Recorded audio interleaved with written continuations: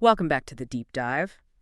Today we're getting into something that I think hits close to home for a lot of us. It's this really painful thing we see happening more and more children, young people really struggling, with mental health, anxiety, sometimes just withdrawing. And then you try to get help. And the waiting lists, right, for Mhm. psychologists, support. They're months long. Sometimes it feels like years. It honestly feels like something's broken, like a systemic failure, and it leaves you feeling kind of helpless. But Yeah. what if it's pointing to something deeper than just the system being overwhelmed? That's exactly the kind of angle our sources are pushing us towards. Yeah. It's provocative for sure. While we see these struggles on the outside, this deep dive explores this, well, profound idea that kids often act like a mirror reflecting something deeper, maybe unhealed within society, and crucially within us adults. So it's suggesting we shouldn't just be looking out out there at institutions, Yeah. but also in here, inside ourselves. Right.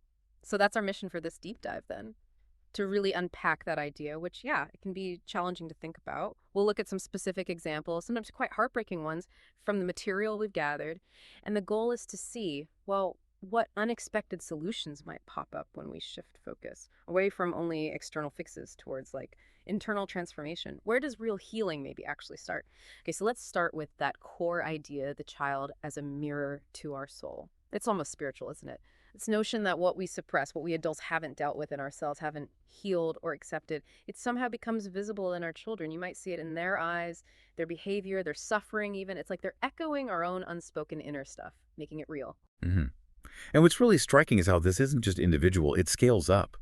It becomes societal. Our source material really leans into this, saying, look, when society's care for its most vulnerable starts cracking, when those waiting lists for help get impossibly long, it's not just bad luck or bad budgeting. It's presented as a sign, a big one, a crack in our time, in our collective heart, as they put it.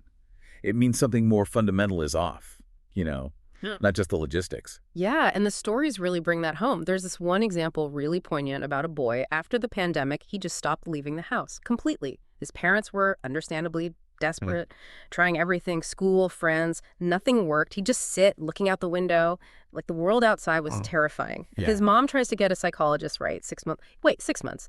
And during that time, the source says his gaze just began to grow emptier. And the insight offered is that this wasn't just his illness. It was maybe reflecting all the pressure, the fear that we adults had soaked up and pushed down during that whole period. Which leads us to a really critical point. If the suffering is, in part, a reflection, then the solutions can't just be tweaking the system, right, or throwing money at it, though that might help too. Our source really challenges us here. It says the lack of care isn't only about money or organization. Fundamentally, it frowns it as a question of our ability to live in love. The idea is if love, genuine love, truly runs through our lives, our interactions, then we become the medicine ourselves. That's a powerful phrase. It means healing isn't just for the specialist. It can happen in every encounter, every glance, every word. Wow, we become the medicine ourselves. That's a big thought. But there's a catch, isn't there? Crucial part. The source stresses that for us to be that medicine, it's not just about wanting to help. It says adults, we need to transform first. We have to actively let go of our anger, our pride, our impatience. And it's really direct about it, saying otherwise our presence is more poison than help to children. That's stark. But it points directly at our own inner work. So how do we even start that? Letting go. Well, the author actually shares something quite personal that gets right at this. They talk about suppressing anger towards their own parents for years, feeling, uncared for, unprotected. And this buried anger, they explain, started showing up as weird physical illnesses. Doctors were stumped. Healing only really began when they learned humility, not like being a doormat, but accepting their parents did their best, given their own limitations, their own time. It wasn't drugs that fixed it. It was a transformation of my soul, a deep internal shift. Gratitude replaced the resentment. And the source draws a direct line from that personal journey to what we're seeing in young people now, suggesting a similar path might be needed. Okay, so if our inner state is that critical, let's think about the pandemic again. Our sources definitely highlight that. It just amplified everything, didn't it? Taught kids isolation, fear almost.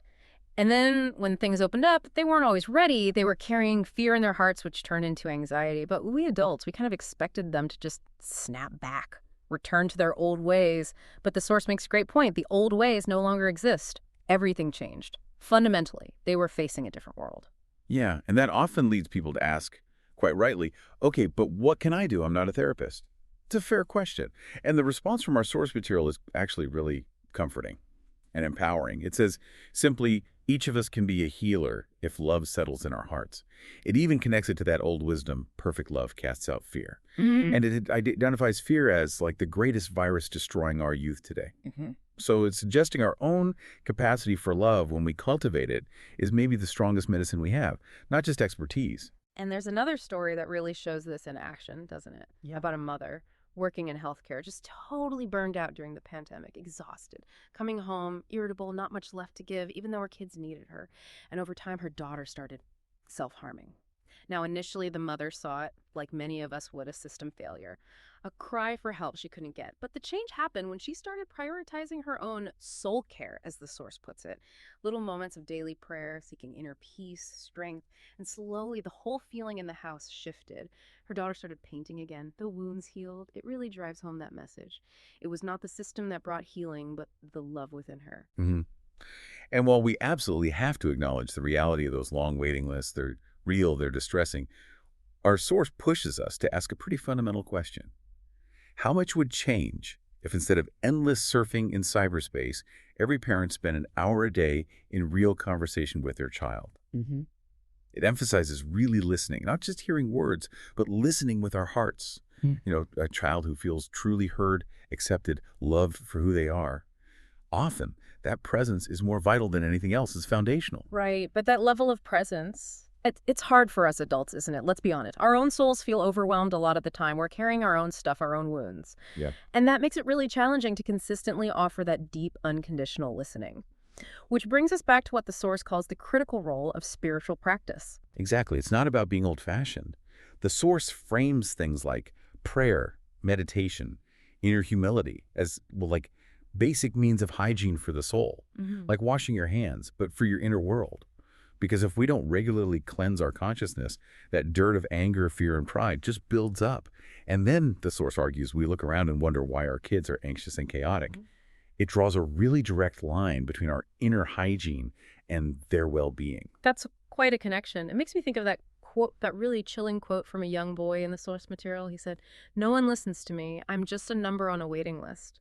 The author heard that and said it sounded like a warning bell for all of us. It shows where we're failing, yes, but the source also frames it as an opportunity. An opportunity to stop just leaning on external systems and to awaken our inner strength, our own responsibility.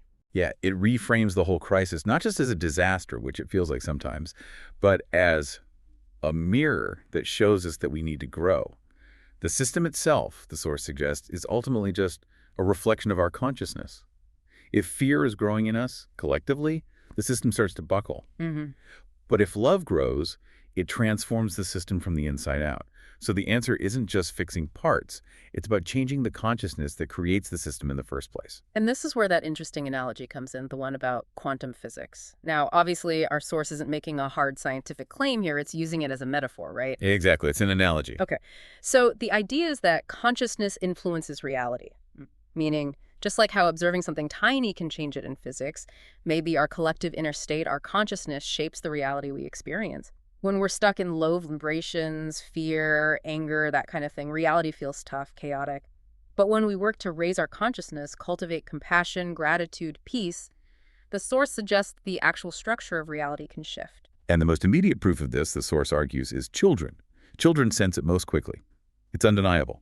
They physically freeze if they walk into a room filled with unspoken anger. You can see it. And conversely, they just start smiling without knowing why when they enter a space filled with genuine peace.